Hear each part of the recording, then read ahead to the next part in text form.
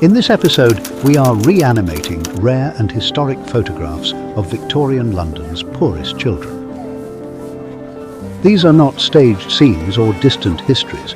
They are fragments of real lives captured in the narrow streets and hidden courts of the East End. In places like Spitalfields, entire families were packed into crumbling rooms where work, hunger and survival blurred into one relentless routine. That will be 2p, missus. The air was thick with smoke and damp. Here, poverty was not just visible, it was inescapable. Streets doubled as workplaces, playgrounds and sometimes homes. A mother sits with her child in a room stripped to its bare essentials, where every corner speaks of hardship and endurance. And at a small table, a family works late into the day, hands moving steadily as they make matchboxes, piece by piece, earning just enough to get through another day. These moments, once frozen in time, now move again, revealing not just how people lived, but how they endured. These are the poor, destitute children who were born into poverty and forced to grow up in London's notorious East End slums.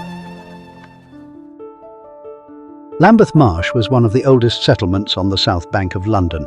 What had once been open, low-lying land became crowded with narrow streets and dense housing as London's population rapidly grew. By the mid-1800s, places like Fore Street had developed into some of the city's poorest districts, marked by hardship, overcrowding and daily struggle. One of the earliest photographs of London's slums, taken around 1840, shows the filthy waters of Folly Ditch at Jacob's Island. This notorious area, described vividly in Oliver Twist, was a place of extreme poverty, disease and decay, where buildings leaned over open sewage. Described as the very capital of cholera and the Venice of drains, images like this helped expose the harsh realities of Victorian life and pushed the city toward vital public health reforms. Through powerful stories like Oliver Twist, Charles Dickens exposed the harsh reality of London's slums to a wider audience. His vivid descriptions of poverty, filth and injustice shocked Victorian readers, turning public attention toward the living conditions of the poor and helping inspire calls for social reform.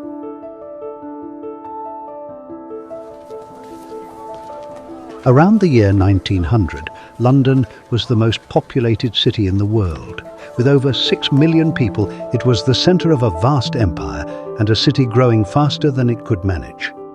The East End, where these images are set, held some of the highest population densities on Earth. Entire families often lived in single rooms, and the streets became extensions of daily life. By the 1920s, London would be overtaken by New York. But at the turn of the century, it stood as the largest city the world had ever seen. Here we see two Jewish children playing with a makeshift cart in an East End slum. Many families in this area were recent immigrants, often arriving from Eastern Europe in search of safety and opportunity. With limited money and few connections, they were forced into overcrowded and impoverished neighbourhoods like these. Playtime was something children had to fit in where they could. Many worked long hours, selling newspapers, sweeping chimneys, running errands, while others cared for younger siblings. Hunger and exhaustion were common, so even moments of play were often brief, borrowed between responsibilities.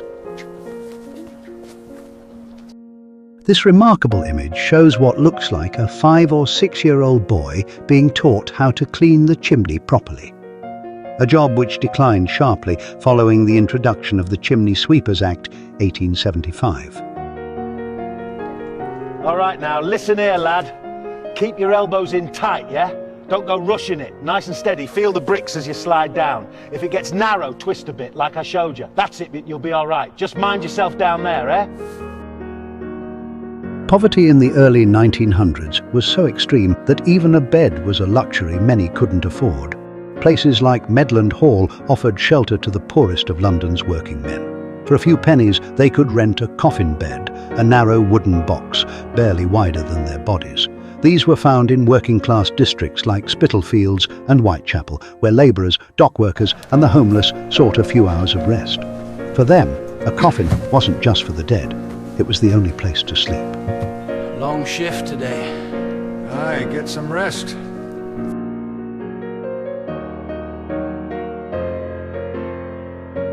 But it's Victorian London's poorest children we are here to see today. So without further ado, let us turn our attention to some extremely rare photographs showing children living in the slums of Spitalfields over 125 years ago.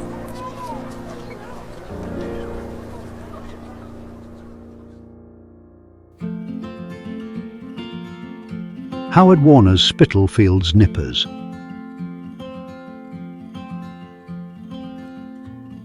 Horace Warner was a Quaker and a self-taught photographer born in 1871. He became Sunday school superintendent of the Bedford Institute Association, one of 9 Quaker missions in London's East End fighting alcoholism and prostitution, and in the late 19th and early 20th centuries began recording the lives and living conditions of poor children, whom he affectionately referred to as the Spitalfields Nippers. For over a century, Horace Warner's photographs were hidden in his grandson's house in East Anglia. It wasn't until they were rediscovered that Warner's images were finally published by Spitalfields Life Books in 2014 in a book which they simply titled Spitalfields Nippers. Warner's photographs stand as a rare and powerful record of London's social history, capturing lives that were so often overlooked. His images were created to accompany the annual reports of the Bedford Institute Association based in Quaker Street in Spitalfields.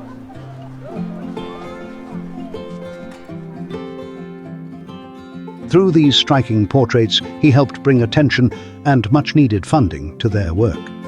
The children he photographed appear ragged and barefoot, their clothes worn thin, their faces marked by seriousness far beyond their years. There is a quiet weight in their expressions, a reflection of lives shaped by hardship.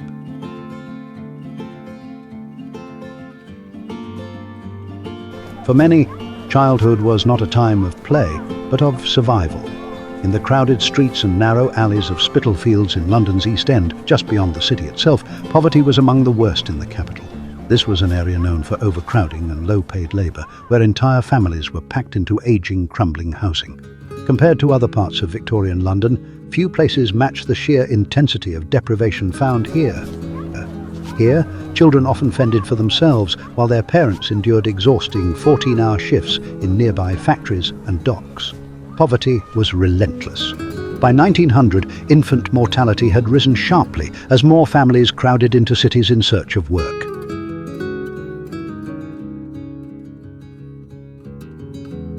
In the East End, nearly 1 in 5 children did not live to see their first birthday. Living conditions only deepened the struggle. Entire families might share a single room, sometimes as many as 10 people, without access to clean water.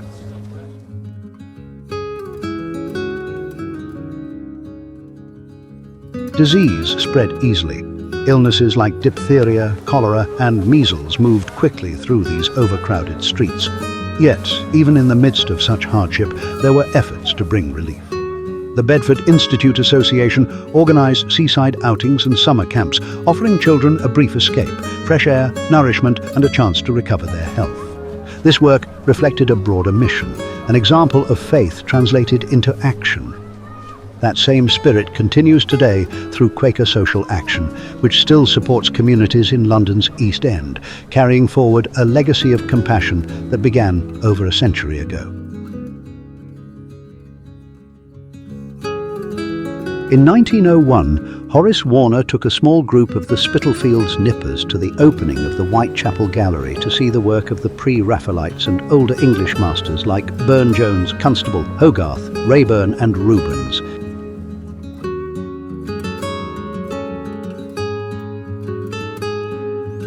For kids like these growing up in the slums of Spitalfields, visiting galleries or museums wasn't a normal part of daily life, even though some, like the Whitechapel Gallery, were free. Art wasn't really for them culturally. There was still a strong class divide in who felt welcome in those spaces. And as you can see, as happy as they were for a trip out together, art isn't everyone's cup of tea. Most of the children Warner photographed remain anonymous to us today, but there were a few whose names were recorded. Charlie here was born on the 10th of November 1892, the youngest of 8 children. His father, William, was an eating housekeeper, meaning he operated a modest establishment serving hot meals to travellers and locals, acting as a precursor to modern fast food or casual restaurants. This young man is Jeremiah Donovan, pictured here when he was just 6 years old. According to Warner, he was nicknamed Dick Whittington because he was rarely seen without his beloved pet cat somewhere nearby. We got loads to do today, Puss, so I'll feed you later when I'm done, okay?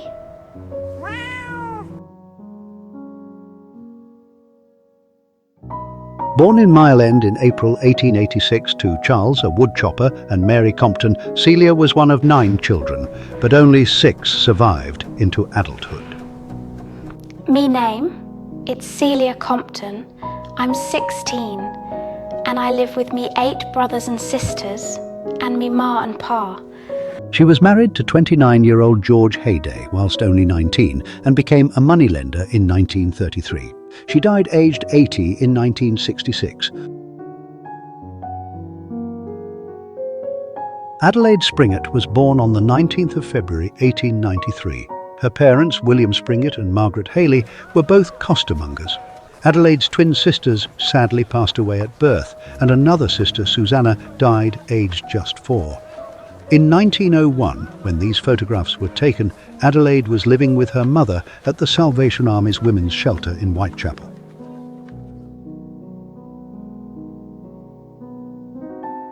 Here we see Adelaide's best and only boots, which she kindly removed to allow Horace Warner to photograph them. When Adelaide was 14 years old, her mother passed away in the Whitechapel infirmary. At the time, they had been living at 31 Dorset Street, known to many as the worst street in London, which is understandable when you learn that one of Jack the Ripper's victims, Mary Kelly, was murdered in the house next door on the morning of November the 9th, 1888. Despite Adelaide's start in life, she lived to the age of 93, passing away in a care home in Fulham in 1986.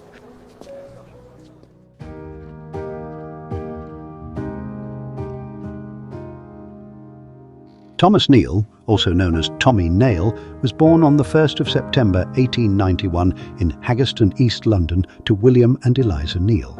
He had 2 brothers, William Alfred, born in 1889, and James, who was born in 1896. By 1897, his mother, Eliza, had died from exhaustion. She was 31 years old. Like so many other unfortunate young men of the era, Tommy and his brothers were all conscripted and fought in World War I. 2 brothers made it home, but poor Tommy did not. He was killed in action on the 9th of October 1917 in Ypres, Belgium.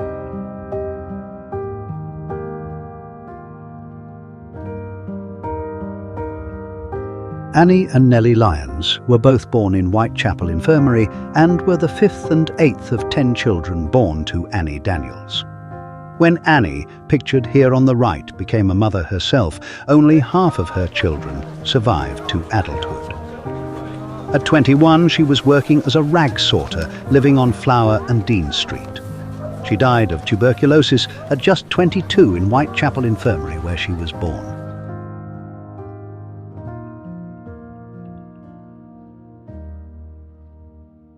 The rest of the images captured by Warner offer very little in the way of information, but we do know that these next 2 photographs show 2 pairs of sisters. In the slums of Victorian London, the bond between siblings was extremely close. It had to be. With adults rarely around to support them on a daily basis, these kids had to look out for each other. And it's clear to see from these wonderful portraits just how close these girls actually are.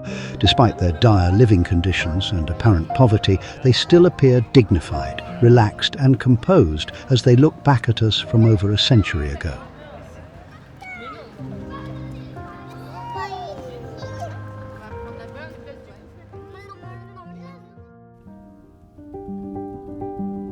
Here we see a group photo of all the children from Horace Warner's collection who lived in the yards beside Quaker Street in Spitalfields, East London. These children all lived a short walk away from the Bedford Institute on Commercial Street, where Warner worked from around 1900 to 1915.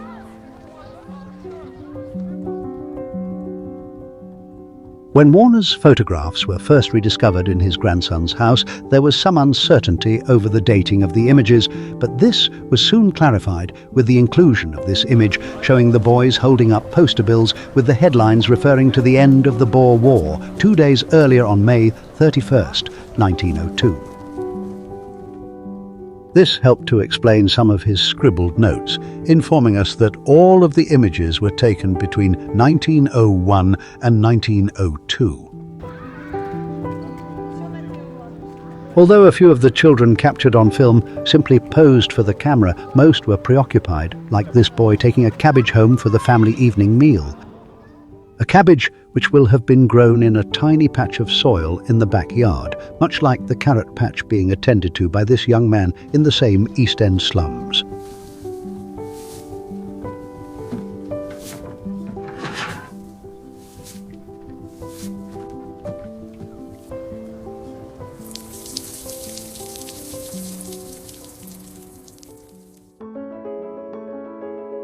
These two children sat on the window ledge, most likely brother and sister, are checking on their plant pots. It is quite inspiring to imagine that even in the face of such hardship, joy can still be found in the simple act of growing a flower.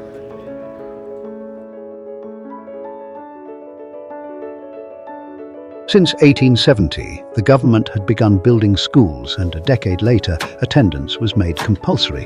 In 1891, it became free to attend, and by the end of the century, the law said children were meant to stay in school until the age of 12. But in places like Spitalfields, the law and life were not the same. Children were still needed at home to work, to clean, and to care for their younger siblings. School was there, but survival came first. Warner's special photographs show us precisely what these children were doing when they were not in school. They were cleaning the house, washing laundry, and chopping firewood for both warmth and to make hot water for bathing, cooking, and cleaning. While one girl scrubs the clothes, the other is ready to top up the water in the tub with the hot water in the pan which they boiled earlier.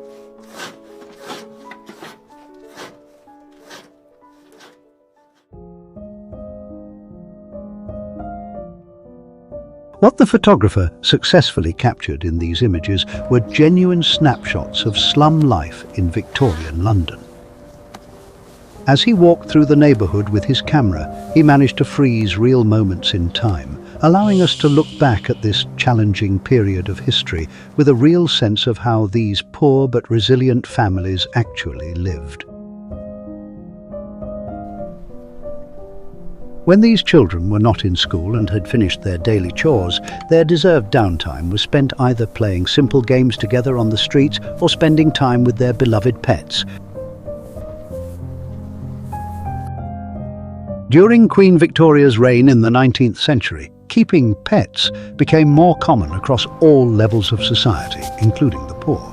In working-class areas like Spitalfields, cats were especially popular. They helped control rats, but were also kept as companions. Feeding them was a challenge. Most families relied on scraps, leftover food, bones, or kitchen waste. There was also a street trade in cheap meat for animals. Cats' meat men sold horse meat and offal in small portions that even poor households could afford. Pets were not pampered, but they were part of daily life.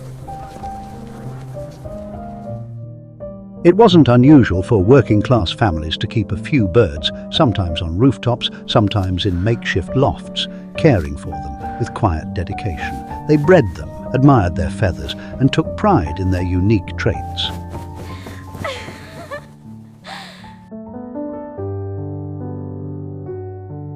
All of the children captured by Horace Warner lived in a world that asked much of them and gave very little in return.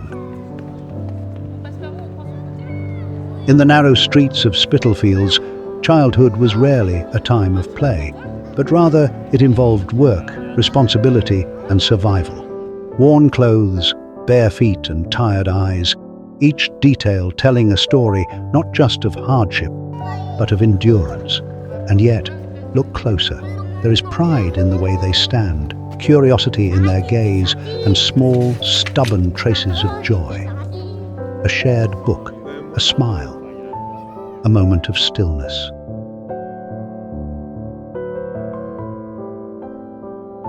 These images remind us that even in the hardest conditions, humanity persists. That dignity does not depend on wealth, and that resilience often grows in the most unlikely places.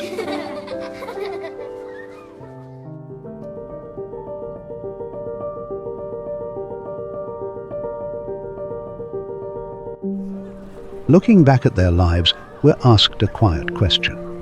What do we take for granted today that they never had? And perhaps more importantly, what can we learn from their strength, their simplicity, and their ability to find meaning in the mundane? Because history isn't just something we study, and it isn't separate from us. It's something we inherit, and something we're responsible for improving. Unfortunately, as we all know, poverty, suffering, and hardship are not confined to the past. It remains an uncomfortable truth that even in the 21st century, far too many children in the world still live on the margins of society, in conditions no child should ever have to endure. But if history teaches us anything, it's that change and progress is not only possible, it is inevitable. And it begins with the desire for equality and the determination to ensure that no matter where in the world your journey begins, and regardless of your social status in life, that no child is ever left behind.